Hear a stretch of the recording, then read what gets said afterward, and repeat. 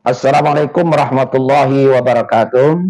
Alhamdulillahirabbil alamin walladzi khalaqas safa wal marwata min sya'rillah. Asyhadu an la ilaha illallah wa asyhadu anna Muhammadan 'abduhu wa rasuluhu la nabiyya ba'dah. Wa qala Allah ta'ala fi kitabil karim, a'udzu billahi minasyaitonir rajim. Bismillahirrahmanirrahim. Walillahi 'alan nasi hajjul baiti man istata'a ilaihi sabila. Shadaqallahul azim. Kaum muslimin dan muslimat rahimakumullah, semua calon jemaah haji yang insyaallah dirahmati oleh Allah Subhanahu wa taala. Pada saat ini kita akan membicarakan tentang syarat-syarat wajib haji. Yang pertama, syarat wajib haji itu adalah orangnya muslim. Jadi baik muslim atau muslimah, laki-laki maupun perempuan. Ini tidak akan kita jelaskan. Yang kedua adalah baligh, berdewasa. Jadi orang anak-anak walaupun dia boleh menunaikan ibadah haji, tapi dia sebenarnya belum wajib. Kemudian akil, orang yang berakal. Jadi kalau orangnya akalnya tidak sehat, ya bahasa kasarnya itu gila, maka orang itu adalah bebas, tidak diberikan kewajiban. Kemudian yang selanjutnya adalah merdeka. Merdeka ini dalam artian adalah bukan hamba sahaya. Karena yang dinamakan hamba sahaya sekarang tidak ada lagi.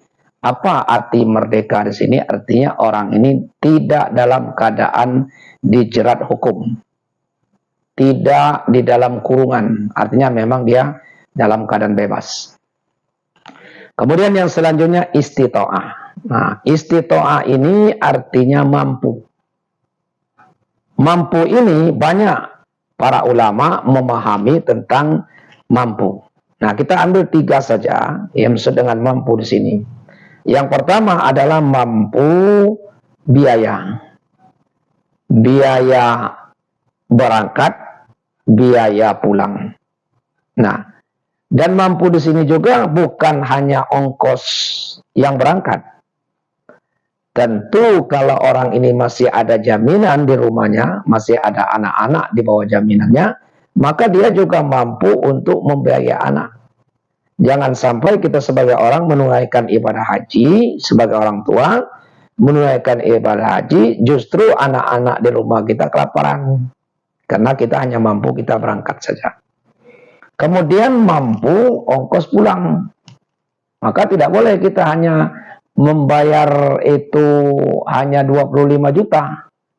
Maka harus berapa ongkos kita sesuai dengan ketetapan pemerintah.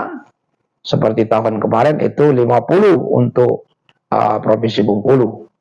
Lebih kurang 50. Jadi itu istita'ah biaya.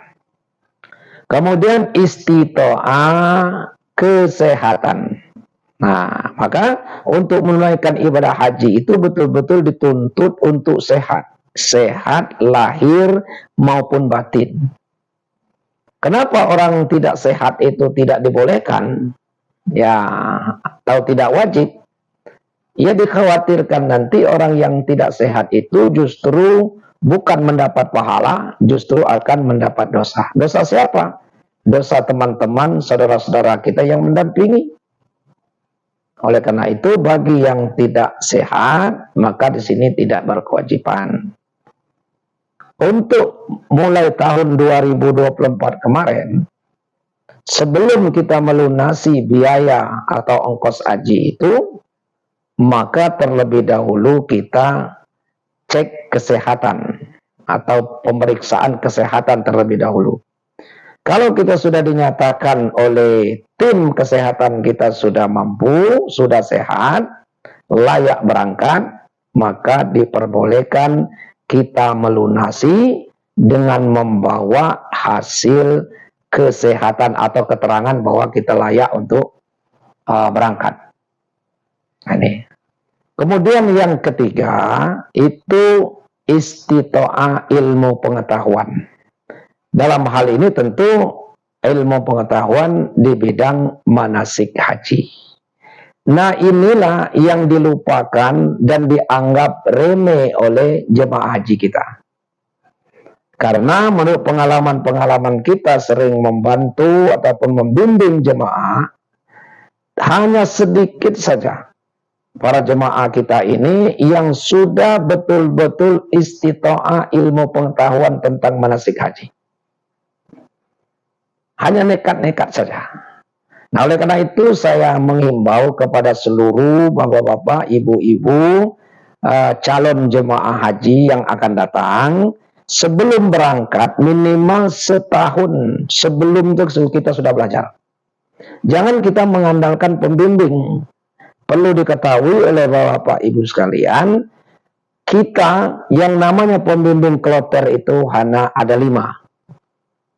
Yang pertama namanya ketua kloter, yang kedua pembimbing ibadah 1 orang, yang ketiga dokter, dan didampingi oleh 2 perawat. 5. Ini namanya pengurus ataupun petugas kloter. Nah, nanti mungkin dibantu oleh TPHD atau PHD yang diutus oleh gubernur atau yang dibiayai oleh gubernur atau pemerintah daerah masing-masing. Nah, kalaulah kita mau berpikir, ya, pembimbing ibadah 1, jemaah haji lebih kurang 400. Apakah iya pembimbing ibadah tadi bisa membimbing kita? Mulai dari tawaf, sa'i, dan seterusnya, ya, untuk melaksanakan ibadah. 1 pembimbing ibadah membimbing orang 400 sekali masuk ke Masjidil Haram. Tidak akan mungkin. Nah, maka kita dituntut untuk istita'ah ilmu pengetahuan tentang manasik haji. Diharapkan seluruh jemaah haji itu akan menjadi haji mandiri.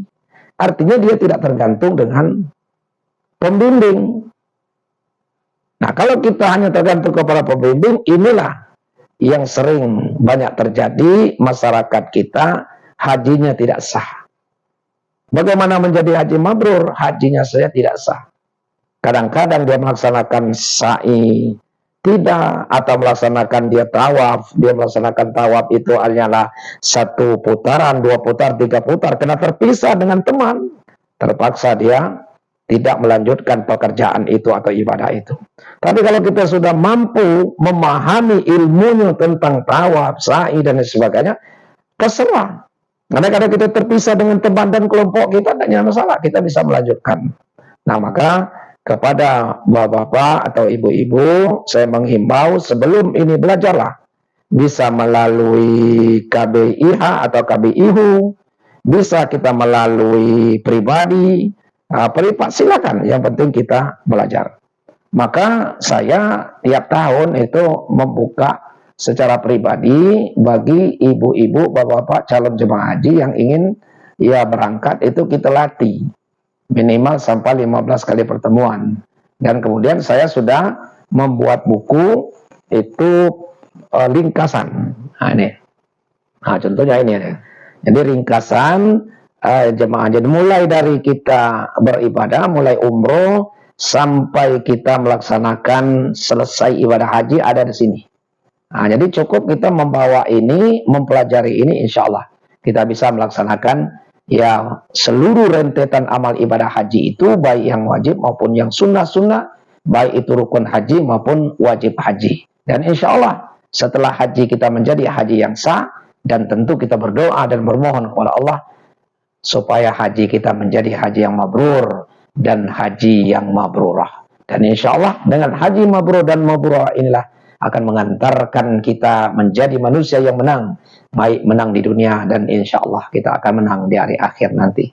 Kaum muslimin dan muslimat di mana saja berada, itulah yang perlu kita sampaikan dengan waktu singkat ini, dan insya Allah ini akan kita sampaikan secara berurut, yaitu bisa kita lihat, bisa kita tonton, bisa kita pelajari secara berurut mulai dari syarat-syarat haji ini, dan insya Allah kita akan bicarakan sampai berakhirnya menunaikan ibadah haji yang akan kita lakukan, akan kita laksanakan pada tahun-tahun akan datang. Lebih kurang saya mohon maaf. Billahi taufiq wal hidayah. Assalamualaikum warahmatullahi wabarakatuh.